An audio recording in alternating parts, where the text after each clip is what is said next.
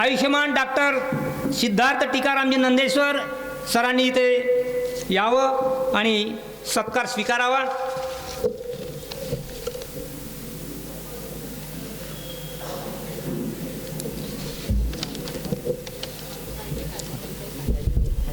मी आजच्या कार्यक्रमाच्या उद्घाटिका आयुष्मती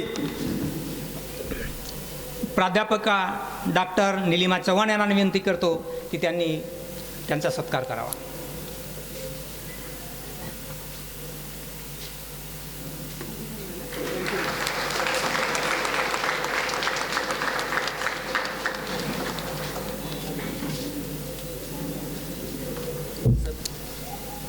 जय भीम जय भीम जय भीम.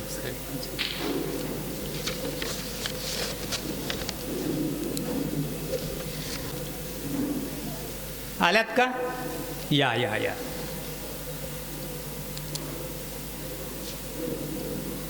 कार्यक्रमाचे पाहुणे ॲडव्होकेट तांगळे साहेब यांना विनंती करतो की त्यांनी संविधान व मेमेंटो देऊन त्यांचा सत्कार करावा.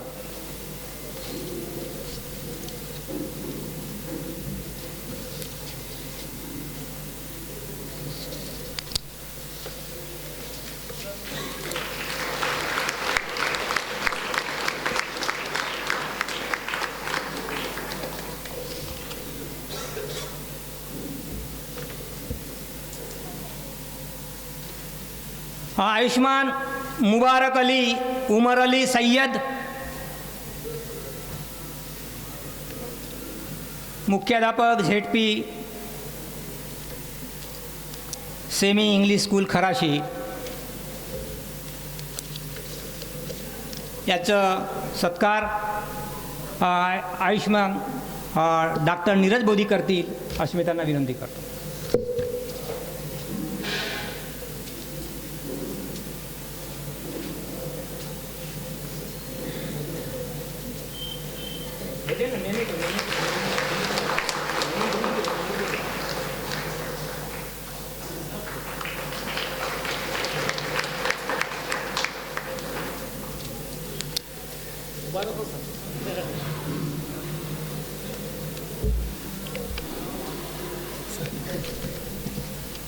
भेटू.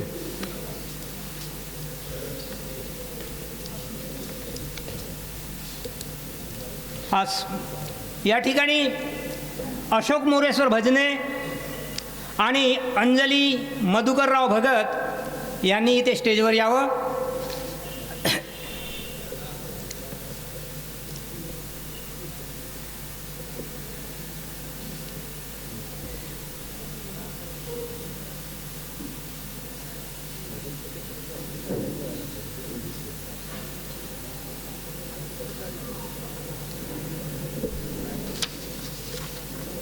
आजच्या कार्यक्रमाच्या उद्घाटिका प्राध्यापक निलिमाताई त्यांना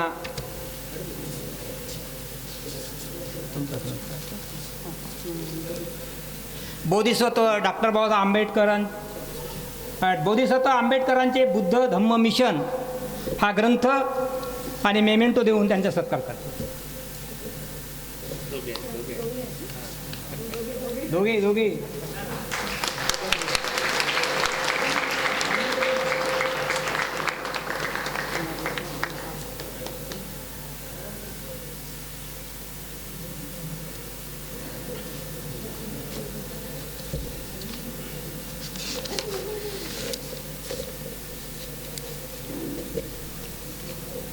आयुष्मान सूरज प्राणवंश लोणारे आलाय.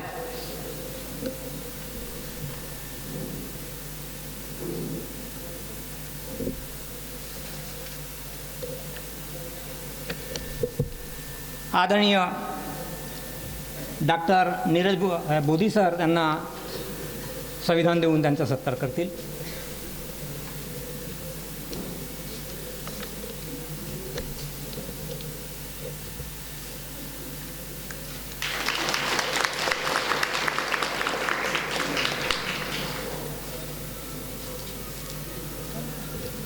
मंगेश देवीसदास रामटेके.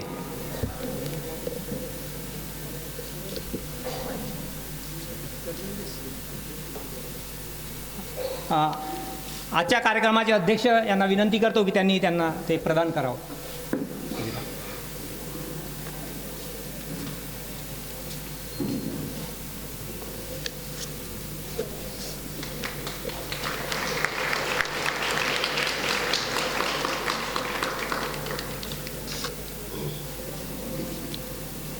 आयुष्मान दिवाकर पुंडलिक बदन.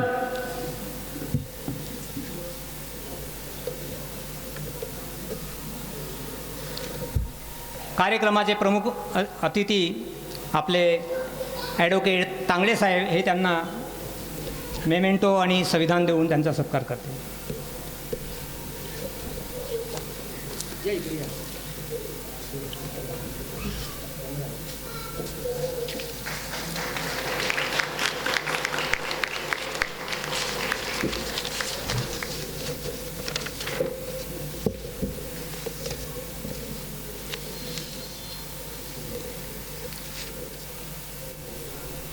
मित्रो, वीरा साथीदार साहेबांनी आधीच म्हटलं आम्हाला बोलण्याची संधी देणार नाही का म्हणून. आमची परंपराच आहे सर, ज्यांचा सत्कार करतो आम्ही त्यांनाही बोलण्याची संधी देतो, कारण त्यांचेही मनोगत ऐकणं गरजेचं असते. तर या ठिकाणी मी वीरा साथीदार सरांना पाचारण करतो, त्यांनी इथे यावं आणि आपले मनोगत व्यक्त करावे.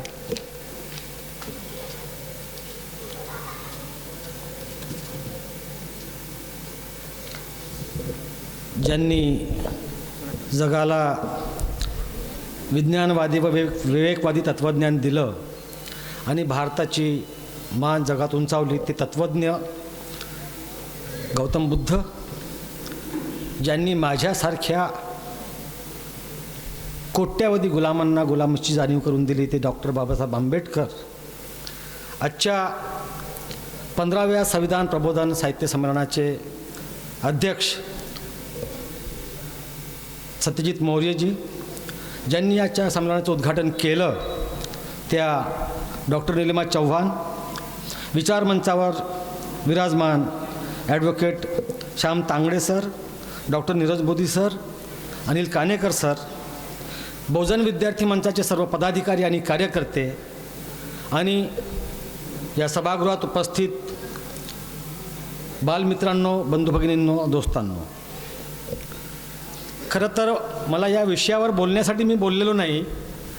मला अनेक कार्यक्रमांमध्ये बोलावलं जातं ते केवळ ऑस्कर नामांकित कोर्ट चित्रपटाचा प्रमुख अभिनेता म्हणून मला बोलावलं जाते आणि माझी हीच ओळख सध्या प्रस्थापित केली जाते.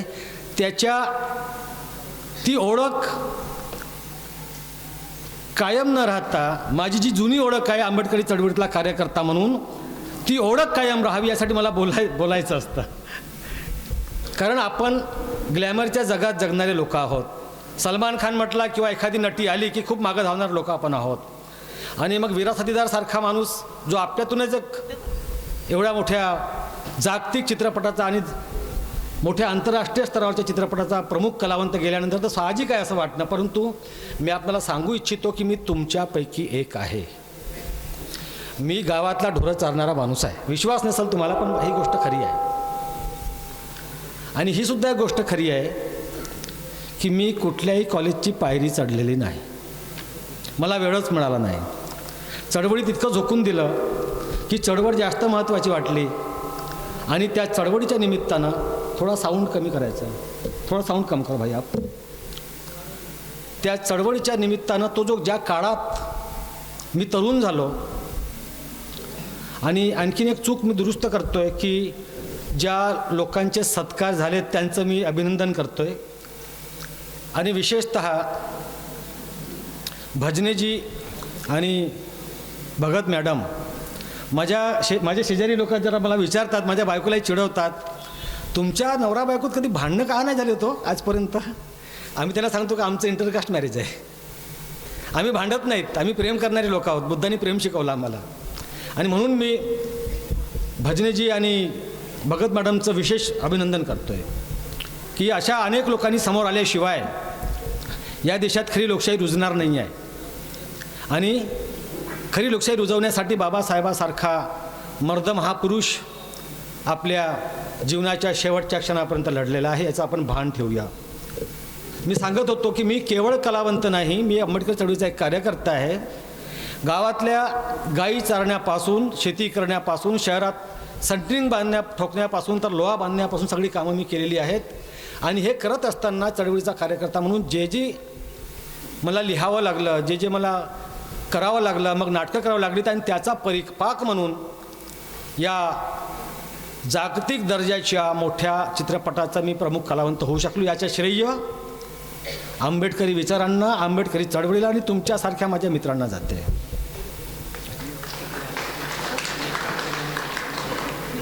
मी काही फक्त आजच्या विषयावरती मी बोलणार आहे.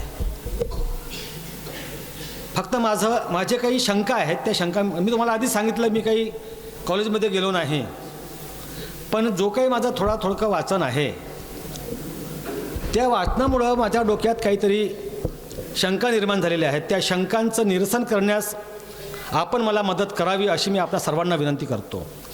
पहिली गोष्ट, माझ्या मनात शंका अशी आहे की मी संविधानाचं पालन करावं किंवा सन्मान करावा किंवा ते अंमलात आणण्यासाठी प्रयत्न करावे, तर ते मी कोणत्या संविधानाची अंमलबजावणी व्हावी याचा प्रयत्न करावा. माझ्यासमोर 3 संविधानं आहेत. पहिलं संविधान, जेव्हा शेड्यूल कास्ट फेडरेशनच्या बैठकीत, जी बैठक बाबासाहेबांच्या अलीपूर रोडवरच्या बंगल्यावर झालेली होती आणि पक्षाचे तत्कालीन अध्यक्ष आजारपणामुळे त्या बैठकीचं अध्यक्षपद स्वीकारू शकले नाही, ते जाऊ शकले नाहीत दिल्लीमध्ये, तेव्हा शेड्यूल कास्ट फेडरेशनच्या त्या कार्यकारिणीचं अध्यक्षपद आपले नागपूरचे दशरथ पाटील यांनी भूषवलेलं होतं. आणि त्या बैठकीमध्ये हा निर्णय घेतलेला होता राष्ट्रीय कार्यकारिणीने की संविधानात काय असावं, दलितांच्या हिताचं काय असावं, त्याच्याबद्दलचं निवेदन घटनासभेला जाणं गरजेचं आहे. आणि त्याचा ड्राफ्ट तयार करण्याचं काम बाबासाहेबांनी करावं असा तो प्रस्ताव होता. त्याची अंमलबजावणी करणं हे बाबासाहेबांवरती बंधनकारक आहे, कारण तो पक्षाचा आदेश आहे. आणि म्हणून बाबासाहेबांनी जे लिहिलं आणि जे घटनासभेला सादर केलं ते आपल्याकडे वाचायला आहे. त्याचं नाव आहे स्टेट्स अँड मायनॉरिटीज. आपल्यापैकी अनेकांनी ते वाचलं असेल, काही लोकांनी ते वाचलं नसेल, काही लोकांनी वरवर वाचलं असेल. ते गांभीर्यानं वाचावं अशी मी सर्वांना विनंती करतो. कारण दलितांच्या हिताच्या कोणत्या तरतुदी संविधानात असल्या पाहिजेत त्याचा तो एक मोठा प्रयत्न आहे. आणि जेव्हा मी दुसरं संविधान वाचतो, जे 49ला राष्ट्राला अर्पण केलं, त्या तरतुदीचा कुठेही मागमूस दिसत नाही. माझ्यासमोर प्रश्न आहे, बाबासाहेबांनी निवेदन दिलं दलितांच्या हिताचं काय असलं पाहिजे, शिल्पकार बनवला जाणारा माणूस, आणि भारताच्या संविधानात त्याच्यातल्या तरतुदीच नाहीत. जमिनीचं राष्ट्रीयकरण झालं पाहिजे. आपल्याकडे खैरलांजी घडली ना, काय वास्तव आहे खैरलांजीतलं? भोत मांगे सारख्या लोकांकडे शेतीचं अतिशय अल्प शेती असणं आणि त्यांच्या शेतीवरती राबावं लागणं, आणि ज्यांच्याकडे गावांमध्ये शेती आहे ते लोक आजही मराठवाड्यामध्ये जुलूम करतायत, आंध्रामध्ये जुलूम करतायत. हे वास्तव आहे. आणि म्हणून बाबासाहेबांची ती मागणी होती की ह्या देशातल्या जमिनीचं राष्ट्रीयकरण जर झालं तर जमीन ही कुणाच्याही खाजगी मालकीची नसेल, ती सरकारच्या मालकीची असेल. आणि ज्यांना शेती करायची आहे त्यांना गावातल्या जे राबणारे शेतकरी आहेत त्या राबणाऱ्या शेतकऱ्यांना ती सामूहिक शेती कसण्यासाठी सरकार देईल. आणि ती कसण्यासाठी सरकारने बैल खरेदी करण्यासाठी, बियांसाठी आणि मशागत करण्यासाठी अतिशय अल्प दराच्या व्याजावरती त्यांना ती भांडवल दिलं पाहिजे. आणि त्याच्या दरावरती मग तो गावचा पाटील जरी असेल तरी त्यांनी शेतात राबल्याशिवाय त्याला खायला मिळणार नाही. लक्षात घ्या बाबासाहेबांचा उद्देश काय होता. एकीकडे कम्युनिस्ट त्यावेळेस लढत होते 46-47 तेबागा आंदोलन आहे, तेलंगणाचं आंदोलन आहे, पुनप्रा वायलरचं आंदोलन आहे केरळमधलं कम्युनिस्टांच्या नेतृत्वातलं. परंतु कम्युनिस्टांची मागणी होती कसेल त्याची जमीन, आणि बाबासाहेब म्हणतात की नाही, राष्ट्रीयकरण पाहिजे. दोघांच्या मागण्यांमधला भेद आहे. खाजगी मालकी नको जमिनीवरची, ती राष्ट्राची मालकी असली पाहिजे आणि ती सामूहिकतेनं कसली गेली पाहिजे. गावातल्या लोकांनी सामूहिकतेनं कसतील ते, आणि त्यांच्या श्रमाच्या आधारावरती त्याच्या उत्पन्नाचं ते वाटणी करून घेतील. दुसरी बाबासाहेबांची त्याची तरतूद टाकलेली आहे या देशातल्या की इंडस्ट्रीजचं राष्ट्रीयकरण झालं पाहिजे. हे जे मोठमोठे कारखाने आहेत त्या खाजगी मालमत्ता न राहता त्या देशाच्या मालकीच्या असल्या पाहिजेत. तिसरं आहे बेसिक इंडस्ट्रीज ज्या आहेत, मग तुमचं विजेचं उत्पादन असेल, तुमचं लोह उत्पादन असेल, पोलाद उत्पादन असेल, रेल्वे असेल, या सगळ्या काही गोष्टी ज्या आहेत त्या राष्ट्राच्या मालकीच्या असल्या पाहिजेत, त्या खाजगी मालकीच्या असू नयेत. चौथी गोष्ट होती की विमा कंपनी ही सरकारची मक्तेदारी असली पाहिजे.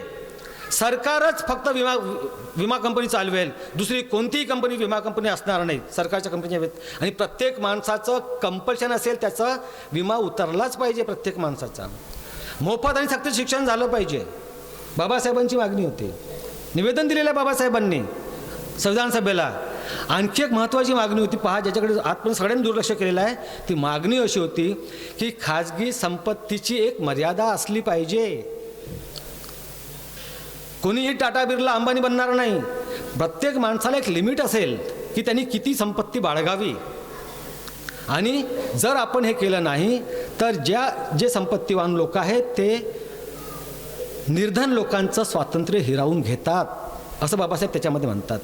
माझ्यासमोर प्रश्न आहे, मी बाबासाहेबांचे हे संविधान मानतो, कोणी मानो की न मानो, कारण बाबासाहेबांनी ते एकट्याने लिहिलेलं आहे.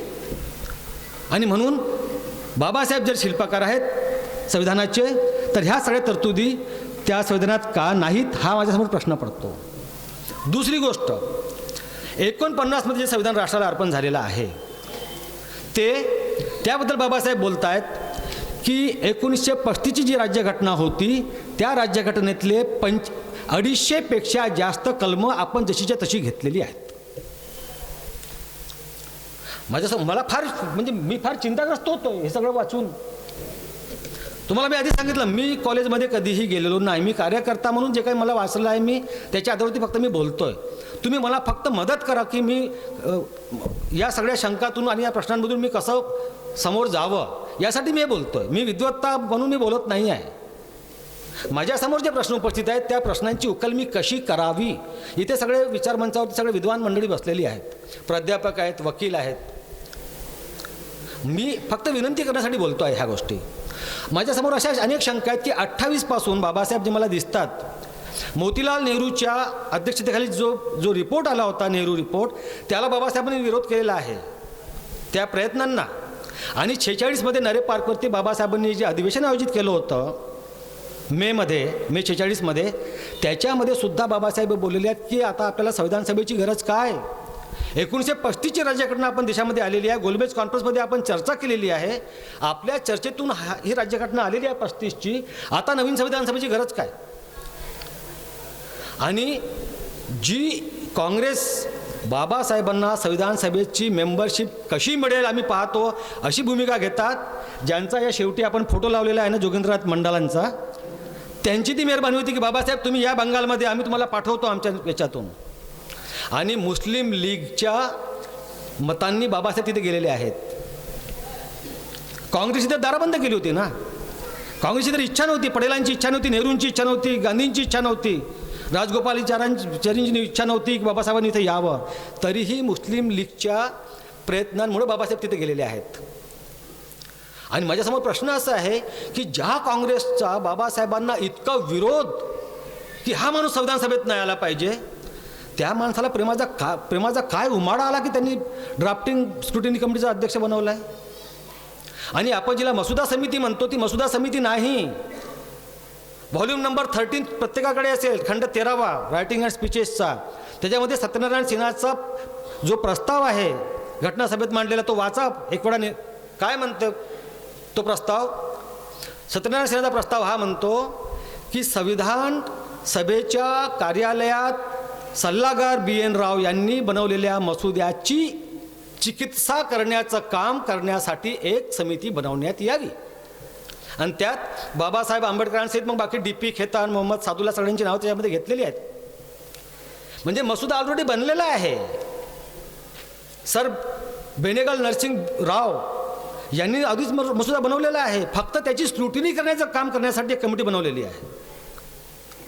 आणि मी पाहतोय जे काही डॉक्युमेंट्स माझ्या हाती आहेत किंवा माझ्या घरी मी खरेदी केलेले आहेत, बेनेगल राव यांचा भाऊ बी शिवाराव हा सुद्धा त्या संविधान सभेचा अध्यक्ष होता, म्हणजे मेंबर होता.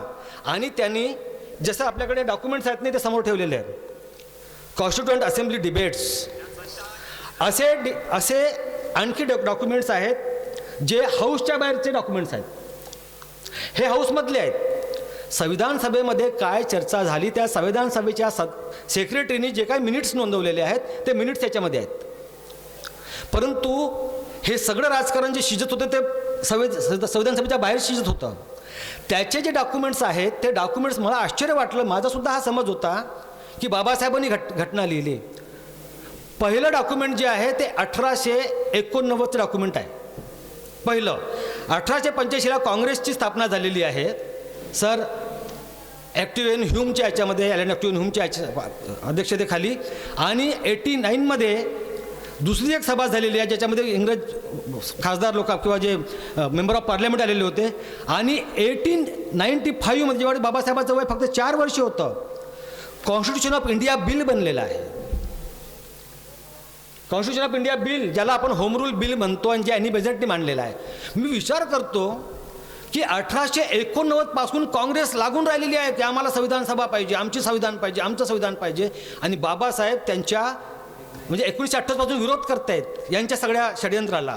बाबासाहेबांना हे माहिती आहे की आपण इंग्लंडच्या गोलमेज कॉन्फरन्समध्ये चर्चा करून जे संविधान बनवलेलं आहे ते बदलून हे केवळ हिंदू ब्राह्मणी भांडवलदार आणि जमीनदारांच्या हिताचंच संविधान आणू शकतात. म्हणून बाबासाहेब एकटे विरोधात होते. आणि शेवटी